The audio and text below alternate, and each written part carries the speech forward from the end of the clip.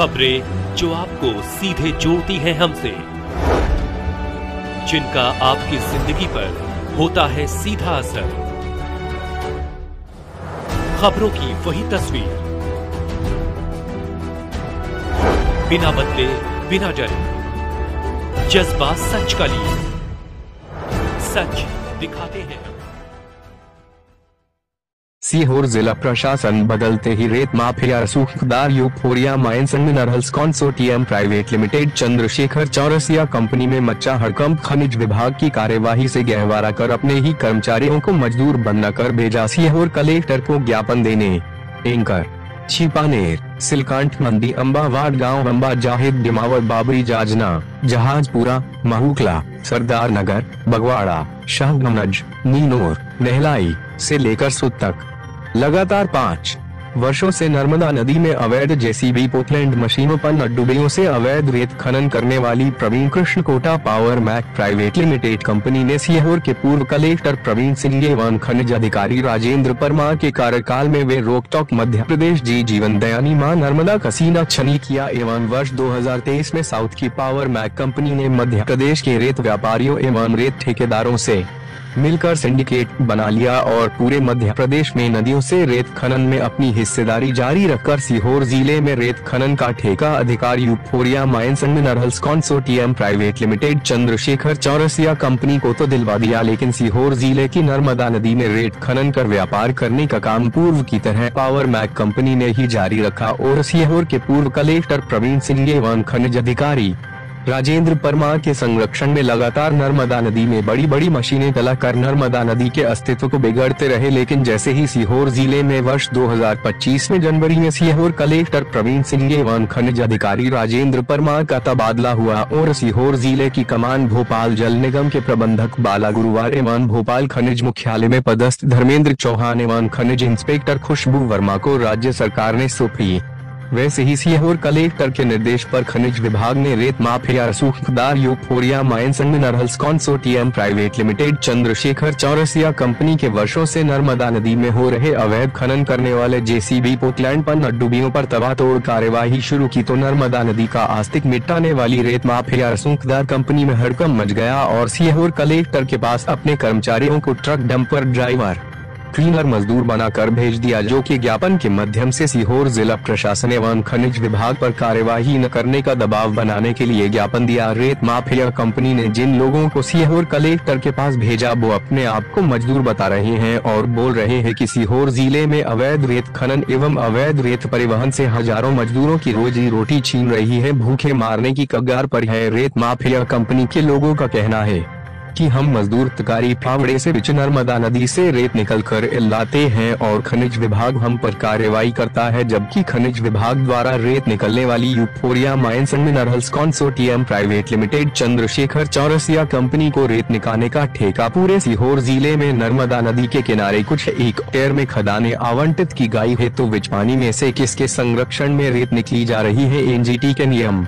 अनुसार पानी से रेत मजदूरों एवं मशीनों से रेत निकलने का अधिकार सरकार किसी को नहीं देता है, तो रेत माफिया कंपनी किसके अधिकार से लोगों की जान जोखिम में डालकर पानी से रेत निकला रही है। नर्मदा नदी में अवैध रेत खनन पर नवंबर नियुक्त सीहोर कलेक्टर बाला गुरुवार एवं खनिज अधिकारी धर्मेंद्र चौहान ने तबातोड़ कार्यवाही शुरू कर रेत माफिया कंपनी की जो पोकलैंड मशीनों पर कई वर्षों से सीहोर जिला प्रशासन कार्यवाही नहीं करता था, उन मशीनों को खनिज विभाग ने पकड़कर थानों में खड़ा कर राजनीतिक एवं आधिकारिक संरक्षण प्राप्त कंपनी की कमर तोड़ दी। इसी से बौखलाए कंपनी ने अपने कर्मचारियों को सीहोर कलेक्टर पर दबाव बनाने के लिए मजदूर बनाकर कर भेजा है। सरकार द्वारा रेत निकलने वाली euphoria mines and minerals consortium private limited Chandrashekhar Chaurasia company को मात्र 30-32 खदानें आवंटित की है, लेकिन रेत माफिया ठेकेदार सीहोर जिले में वैध एवं अवैध रेत खदानों से मशीनों से अवैध रेत निकलकर दूसरे जिलों की फर्जी रॉयल्टी देकर नर्मदा नदी के अस्तित्व को मिटाने पर लगे हुए हैं।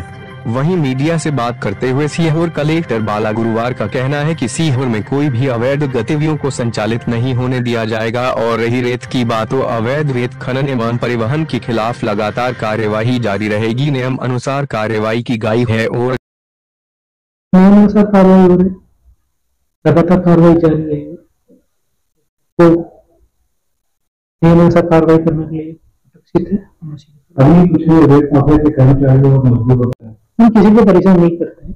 नियमों से करने के लिए सबको हम बताते हैं, उसी के अनुसार कार्रवाई करने के लिए उनसे रक्षा भी रखते हैं। हम किसी को ऊपर ऐसे नियम उल्लंघन करके कार्रवाई करना चाहिए। क्या नाम है आपका? मेरा भूपेंद्र सिंह ठाकुर। आप यहाँ काय के लिए आए आज? सर मैं वाइस प्रेसिडेंट हूँ सेंट ऑनर एसोसिएशन हमारे सीहोर जिले की है। सर हम कलेक्टर साहब से मिलने के लिए आए, ज्ञापन है हमारा मुख्यमंत्री जी के नाम का, उसको देने के लिए आए हैं। क्या समस्या? सर समस्या ये है कि हम हमारा काम नहीं कर पा रहे हैं, हम हमारी गाड़ियां हैं, गाड़ियां चला नहीं पा रहे हैं। इतना प्रताड़ित कर दिया है खनिज विभाग ने कि खनिज विभाग ने अपना इसको आरटीओ विभाग ने खनिज विभाग अपने रेत खनिज की जो मात्रा है उसको घन मीटर में मतलब चेक होती है। ये तो जितना रॉयल्टी उतने ही माल देते हैं। हाँ, एक दो घन मीटर देते हैं कंपनी वाले? ये 900 रुपए घन मीटर देते हैं। 900 रुपए घन मीटर देते हैं। आपने इसको लेकर कभी ज्ञापन वगैरह दिया? 900 रुपए दे रहा आपको? दिया ना। क्या बोला आपको? समझाई दी सर, लेकिन रेट कम नहीं हुआ। हाँ, रेट कम नहीं हुआ। मतलब कंपनी वालों से आपने बोला कि कंपनी वालों, सर हमारा कंपनी से रेट में कोई विरोध नहीं, हमें जितने मिलेंगे हम मार्केट में महंगी बेचेंगे, हमें उससे कोई वो तो आम जनता के ऊपर मार पड़ती सर। अभी आप कुछ दिन पहले कृष्ण चौराहे पे कंपनी के विरोध में बैठे थे धरने पे, इसको लेके क्या था मतलब? तो सर धरने पे बैठे थे, उस समय रॉयल्टी कम के लिए बैठे थे और गाड़ियां जो खनिज विभाग पकड़ रहा था उसके लिए हम बैठे थे। तो वो तो कंपनी का लेन देन अलग था, खनिज विभाग अलग था। नहीं सर, हमारी सिर्फ गाड़ियां पकड़ा रही थी बार बार। आरोप लाया, बाइट दी थी कोई ना कोई, गौतम त्यागी कौन था आपका? हाँ, कि हमें वहाँ कंपनी के द्वारा मारा जाता है। नहीं, किसी ने नहीं मारा, कंपनी सपोर्ट करती है सर, कंपनी सपोर्ट करती है। गाड़ियां पकड़ाती है, हम उसके लिए वहाँ पे बैठे थे। हमारी मांग ये थी कि जितनी हमें रेत दी जाए उतनी हमें रॉयल्टी दी जाए और हमारी गाड़ियां बस खनिज विभाग ना पकड़े, इसके अलावा हमें कुछ नहीं। संगठन के लोग थे ना? हाँ, अब भी बैठे संगठन के लोग हैं। तो हमारे पास तो फॉर्मेट रखा, उसमें अलग अलग शर्तें थी आपकी उस टाइम? तो कैसी शर्तें थी सर बताइए? उसमें कि हमें रॉयल्टी कम की थी और हाँ शासकीय रेट है 900 तो था ना हमारा। हमने कम हुई आपकी? नहीं सर, रॉयल्टी कम नहीं हुई, ठीक है, वो तो हमने मार झेल ली सर। अभी खनिज विभाग गाड़ियां को पकड़ रहा है, हम रॉयल्टी से लेके आ रहे थे उसमें कुछ नहीं, एक अगर रेट ज्यादा आ गई तो पकड़ लेते हैं। अब वो अरे माइनिंग का नाका लगा कहीं? माइनिंग का नाका नहीं है सर। तो फिर कैसे पता कि वो पकड़ते? माइनिंग रोक के चेक करते ना सर, वो गाड़ी अंदर कर देते हैं। नियम विरुद्ध पकड़ रहे थे। हाँ सर, इतना बड़ा सर, हम 30,000 रुपए देके रेत लाते हैं, शासन को 30,000 रुपए देते हैं एक गाड़ी के।